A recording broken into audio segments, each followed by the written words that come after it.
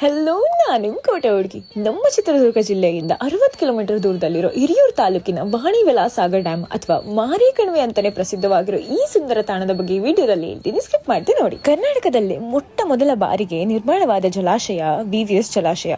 ಇದರ ವಿಶೇಷತೆ ಏನಂದ್ರೆ, ಒಂದ್ ಸೈಡ್ ಇಂದ ನೋಡಿದ್ರೆ ಇಂಡಿಯಾ ಮ್ಯಾಪ್ ತರ ಕಾಣಿಸುತ್ತೆ. ಮೈಸೂರು ಸಂಸ್ಥಾನದವರು ಇದನ್ನ ನಿರ್ಮಿಸಿಕೊಟ್ರು. ಆ ಸಮಯದಲ್ಲಿ ನಾಲ್ವಡಿ ಕೃಷ್ಣರಾಜ ಒಡೆಯರ್ ಅವರು ರಾಜರಾಗಿದ್ರು. ಆದ್ರೆ ಅವರಿಗೆ 10 ವರ್ಷಗಳಾಗಿರೋದ್ರಿಂದ ಎಲ್ಲಾ ಉಸ್ತುವಾರಿನ ರಾಜಮಾತೆ ಕೆಂಪನಂಜಮ್ಮಣ್ಣಿ ಅವರು ವಹಿಸಿಕೊಂಡ್ರು. 1897ರಲ್ಲಿ ನಿರ್ಮಾಣ ಸ್ಟಾರ್ಟ್ ಆಯ್ತು. ಕಟ್ಟ 5 ವರ್ಷಗಳ ನಂತರ ಕಟ್ಟಕ್ಕೆ ದುಡ್ಡು ಸಾಲದೆ ನಿರ್ಮಾಣ ಸ್ಟಾಪ್ ಆಯ್ತು. ಆಗ ರಾಜಮಾತೆ ಕೆಂಪನಂಜಮ್ಮಣ್ಣಿ ಅವರು ಅವರ ಒಡವೆಗಳನ್ನ ಅಡ ಇಟ್ಟು ನಿರ್ಮಾಣಕ್ಕೆ ಸಹಾಯ ಮಾಡಿದ್ರು. ಅದಲ್ಲದೆ ನಿರ್ಮಾಣಕ್ಕೆ ಯಾವುದೇ ಅಡೆತಡೆ ಆಗ್ಬಾರ್ದು ಅಂತ ಕಣಿವೆ ಮಾರಮ್ಮ ದೇವಸ್ಥಾನ ಕೂಡ ಕಟ್ಟಿಸಿದ್ರು. ಕೊನೆಗೆ 1907ರಲ್ಲಿ ಸಂಪೂರ್ಣ ನಿರ್ಮಾಣ ಆಯ್ತು. ಇದನ್ನ ಕಟ್ಸಕ್ಕೆ ಏನಿಲ್ಲ ಅಂದ್ರೂ 45 ಲಕ್ಷನ ಖರ್ಚು ಮಾಡಿದ್ದಾರೆ. ಈಗ ಇದನ್ನ ಕಟ್ಸಿ 115 ವರ್ಷಗಳಾಗಿದ್ದು 142 ಅಡಿ ಎತ್ತರ, 405 ಮೀಟರ್ ಉದ್ದ ಹಾಗೂ 21.75 ಚದರ ಕಿಲೋಮೀಟರ್ ಜಲಾವರಣ ಪ್ರದೇಶವಾಗಿದೆ. ಅಂಡ್ ಇದು ಏನಿಲ್ಲ ಅಂದ್ರೂ 30 TMC ನೀರ್ನ ಹಿಡಿಯುತ್ತೆ. ಮೈಸೂರು ಸಂಸ್ಥಾನದವರು ಇದನ್ನ ಕಟ್ಸಿ ನಮ್ಮ ಮರುಭೂಮಿಗೆ ಜೀವ ಬರ್ಸಿದ್ರು ಅಂದ್ರೆ ತಪ್ಪಾಗ್ಲಾರ್ದು. ಇದು ಲಕ್ಷಾಂತರ ಜನರಿಗೆ ಜೀವ ಕೊಟ್ಟಿರುವಂತಹ ಡ್ಯಾಮ್. ಅಂಡ್ ನಿಮಗೆ ಗೊತ್ತಿತ್ತಾ, ಇದೇ ಡ್ಯಾಮ್ ನ ಇನ್ಸ್ಪಿರೇಷನ್ ಆಗಿ ಇಟ್ಕೊಂಡು KRS ಡ್ಯಾಮ್ ನ ಕೂಡ ಕಟ್ಸಿದ್ದು. ಅಂಡ್ ಈ ಡ್ಯಾಮ್ ಇಂದ ಕುಡಿಯೋ ನೀರಿಗೆ ಹಾಗೂ ಕೃಷಿ ಚಟುವಟಿಕೆಗೆ ತುಂಬಾ ಹೆಲ್ಪ್ ಆಗಿದೆ.